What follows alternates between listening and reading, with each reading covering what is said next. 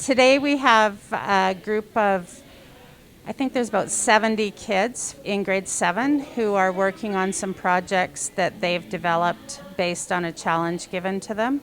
The challenge was to design a sport, redesign a sport, or make a sport that already exists more inclusive.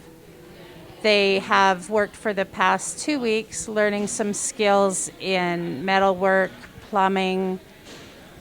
They're learning woodwork, graphic design, and some other technical things. Based on those skills, they're going to develop a product that they will build starting in about 5 minutes here, and it'll be finished by the end of the day. We're hoping that they will see some different trades that they might want to learn more about and take some courses to learn more about them, or just have some basic skills that they can use some of those tools and that knowledge to do some things around their home maybe in the future. So in the past few years, Gord Smith and I have been running some skills courses at all 3 levels.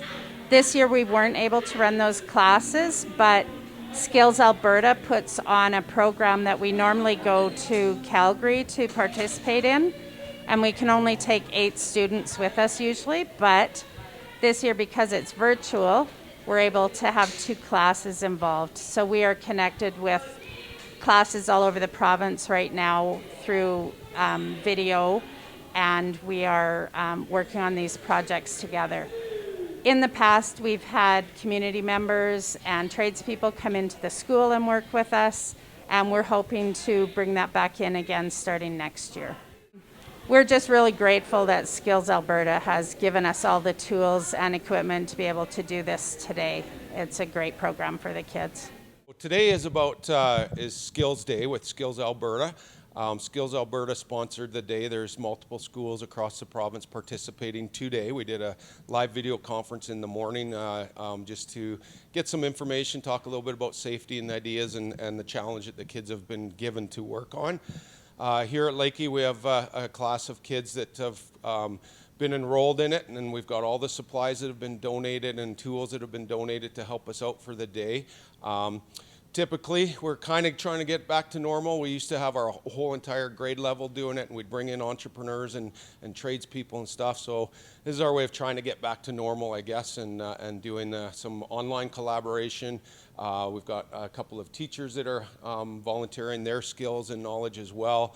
So the kids are responding to their challenge. This morning was all about workshops and learning some skills from technology and coding to woodworking to metalworking to sewing and fabricating and graphic design, things like that. So morning is workshops, and then the afternoon the kids get to build a prototype for their design. It's a really neat day for the kids, and they get a lot of exposure to the different trades and get to build a prototype to respond to the challenge. So, it's all based around the Olympics. So we've got some kids that invented some new sports. There's one, they're building a little prototype, a little canoe, because it's downhill canoe racing.